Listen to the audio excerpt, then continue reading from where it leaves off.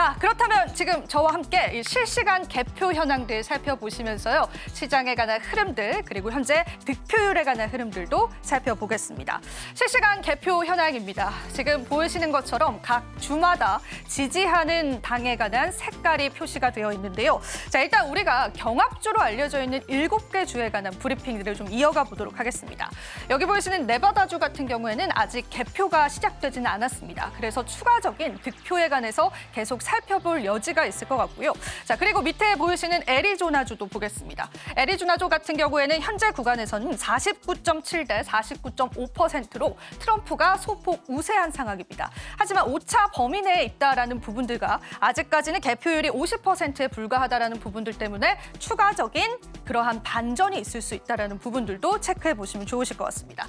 자, 경합주가 많이 몰려 있는 곳으로 한번 가볼까요? 자, 우리가 가장 많이 시장에서 거론됐었던 지역이요, 바로 펜실베니아주입니다. 자, 뉴욕 바로 밑에 있는 펜실베니아주인데요. 펜실베니아주는 지금 현재 트럼프 후보가 압도적으로 앞서 있는 상황입니다. 51.2 대 47%의 비율로 트럼프 후보가 앞서 있는 상황이고요. 거기다가 지금 현재 개표율 같은 경우에는 76%를 나타내고 있기 때문에 사실 우리가 최대 경합주로 알려져 있었던 펜실베니아주 같은 경우에는 트럼프가 우세하다라는 그러한 여론들이 지금 형성되고 있습니다. 다른 지역도 같이 보겠습니다. 여기 보시면 위스콘신과 미시간주도 경합주로 알려져 있는데요. 자, 위스콘신 같은 경우에는 지금 현재 구간에서는 50.7% 그리고 47.8%로 트럼프 후보가 여전히 우세인 모습들 확인이 되고 있고요. 자, 그리고 옆에 보이시는 미시간주도 보겠습니다. 미시간주 같은 경우에는 51%와 46%로 역시나 트럼프 후보가 우세한 상황들까지도 연출되고 있습니다. 현재 개표율 같은 경우에는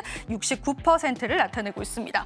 자, 조금 아랫단으로 가볼까요? 노스캐롤라이나 같은 경우에도 지금 현재 경합주로 알려져 있는데요. 트럼프 후보가 역시나 우세한 상황들 현재 연출이 되고 있습니다. 노스캐롤라이나는 50.8%와 48%로 현재 트럼프 우세론들이 지배적인 것을 확인해 볼 수 있습니다. 마지막으로 조지아주로 가보겠습니다. 자, 이 조지아주 같은 경우에는 아직까지는 박빙의 경합을 이루고 있다라는 분석이고요. 현재 51% 대 48%로 트럼프가 살짝 우세한 상황이지만 역시나 오차 범위 내에 있다라는 부분들과 추가적으로 현재 추가적인 개표 현황이 남아있다라는 부분들까지도 아직까지는 확인해 보셔야 될 것 같습니다. 자, 전반적인 득표율을 좀 보겠습니다. 사실상 트럼프 후보가 270표를 획득하면 이번 선거에서 승기를 잡게 됩니다. 지금 트럼프 후보 같은 경우에는 270에 못 미치는 230표를 득표를 가져가고 있고요. 그리고 해리스 후보 같은 경우에는 현재 203표, 그리고 지금 방금 바뀌었습니다. 205표를 현재 득표하고 있는 상황입니다.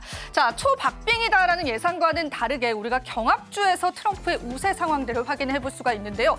전반적인 주의 색상을 보신다면은 그래도 공화당인 트럼프 후보가 우세하다라는 부분들이 굉장히 많이 포착이 되고 있습니다. 지금 많은 또 언론에서도 트럼프 후보의 당선을 90% 이상 예측하기도 했습니다. 자, 그렇다면 지금 우리가 이 시점에서 트럼프 후보와 함께 해리스 후보의 공약들을 살펴보면서 시장에 관한 대입점들을 한번 찾아보도록 하겠습니다. 자, 트럼프와 해리스의 정책 비교를 먼저 해보겠습니다. 자, 일단은 트럼프와 해리스의 정책은 확실히 갈린다라는 부분이 있습니다. 여러분들도 잘 아실 만한 내용이실 겁니다. 트럼프는 이 관세에 관해서 파격적으로 관세를 부과할 것이다라는 가능성이 제기되고 있습니다. 만약에 관세가 높아지게 된다면 우리나라 기업에게 올 그러한 부작용들도 충분히 있을 수 있다라는 분석들이 있고요. 에너지에 관한 정책도 보겠습니다. 에너지에 관해서는 이제 트럼프 같은 경우에는 화석연료와 같은 원조 에너지에 관한 계속되는 투자를 할 것이다라는 그러한 분석들 나오고 있고요. 해리스 후보 같은 경우에는 친환경 에너지에 더 많은 투자금을 계속해서 조달할 것이다라는 그러한 분석들도 나오고 있습니다. 일단 우리가 트럼프와 해리스 정책 비교에 관해서는 여러분들이 많이 들어보셨을 것 같은데요. 여기에 추가적으로 우리 시장에 어떻게 대입을 해볼 수 있는지에 관해서도 살펴보시면 좋으실 것 같습니다. 자, 그러면은 트럼프 후보의 공약부터 하나하나 뜯어보도록 할까요? 자, 트럼프 후보의 공약은요, 슬로건을 먼저 보시면 좋으실 것 같습니다. 미국을 다시 위대하게라는 그러한 슬로건을 내세우면서 철저히 자국주의에 관한 정책들을 펼칠 것으로 알려져 있습니다. 자, 에너지 분야 먼저 보겠습니다. 앞서 말씀드린 것처럼 현재 석유나 천연가스에 관한 규제를 대폭 완화할 것이다라는 가능성이 시사가 되면서 사실 원자력 발전에 있었던 수많은 규제들을 다시 한번 느슨하게 정책적으로 변화시킬 것이다라는 그러한 가능성들이 대두되고 있습니다. 있습니다. 방위산업 쪽도 보겠습니다. 이 부분도 여러분들 많이 들어보셨을 것 같습니다. 자국의 국방비를 대폭 상향 조정하고 또 동맹국에 관한 국방비를 지출량을 굉장히 큰 수준으로 올릴 것이다라는 그런 가능성들 대두가 되고 있습니다. 바이오에 관해서는요, 두 후보가 같은 입장을 표명하고 있는데요. 일단 두 후보 같은 경우는 약가 인하에 관한 입장을 표명하고 있습니다. 하지만 트럼프 같은 경우에는 약가 인하는 기업 내에서 이루어질 것이다라는 그런 정책 기조를 가지고 있습니다. 우리 시장에서 가장 많이 영향을 받을 수 있는 게 바로 IRA와 칩스법일 텐데요. 트럼프는 칩스법을 대놓고 비판하기도 했습니다. 그런데 이게 문제가 되는 건요. 현재 반도체 칩스법으로 우리나라 기업들이 수혜를 받고 있습니다. 그 세제 혜택이요. 삼성전자는 64억 달러, 그리고 SK하이닉스는 4억 5천만 달러에 해당한다고 합니다. 만약에 트럼프가 이 반도체 칩스법을 다시 한번 해제하게 된다면 이러한 우리 기업에 관한 부작용들도 있을 수 있다라는 가능성 제기되고 있지만요. 그래도 다양스러운 거는 의회의 통과를 받아야 합니다. 트럼프가 독단적으로 IRA나 반도체 칩스법에 관해서 규정을 다시 바꿀 수는 없는 상황이기 때문에 어느 정도는 여러분들이 안심하셔도 좋을 부분인 것 같습니다. 자, 그렇다면 해리스 후보의 공약도 한번 보겠습니다. 해리스 후보는 not going back이다라고 해서 다시 트럼프 정부 때로 돌아가지 않을 것이다라는 정책을 내세우고 있습니다. 현재 해리스 같은 경우에는 친환경 에너지에 막대한 투자를 할 것이다라는 그러한 이야기를 내놓기도 했었고요. 인프라 투자도 이야기를 했습니다. 공항이라든지 항만 그리고 주택 투자를 계속해서 이어갈 것이다라는 그러한 분석도 나오고 있습니다. 바이오에 관해서는요. 일단은 트럼프와 다르게 해리스는 바이오에 관한 공급망을 강화할 것이다라고 보고 있기 때문에 사실 우리나라 같은 타국과의 이런 공급망 강화는요. 해리스 후보가 조금 더 무게가 실리고 있다라는 분석들이 있기 때문에 여러분들 추후에 살펴보시면 좋겠습니다. IRA나 칩스법 같은 경우에는 해리스는 여전히 IRA에 관한 보조금을 유지할 것이고 반도체 칩스법에 관한 보조금을 오히려 확대할 것이다라고 분석을 하고 있습니다. 자, 그럼 다음 장 한번 살펴보겠습니다.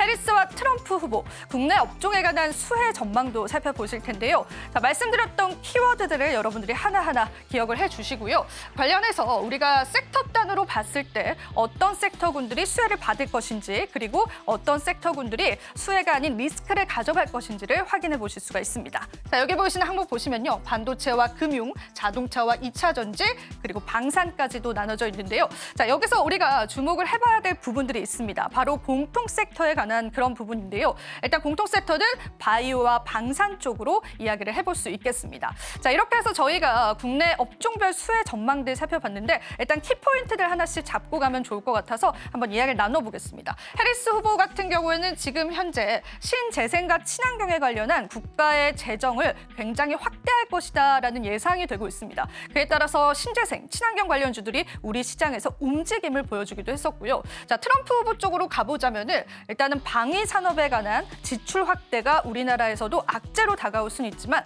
결과적으로 동맹국에 관한 방위비를 계속해서 확대해 나간다라는 거는 동맹국들, 그러니까 자국들의 어떤 방위력들을 확장시킬 가능성이 있습니다. 우리 기업에게는요, 일단 방산 수출이다라는 호재의 관점으로는 바라볼 수 있을 것 같습니다.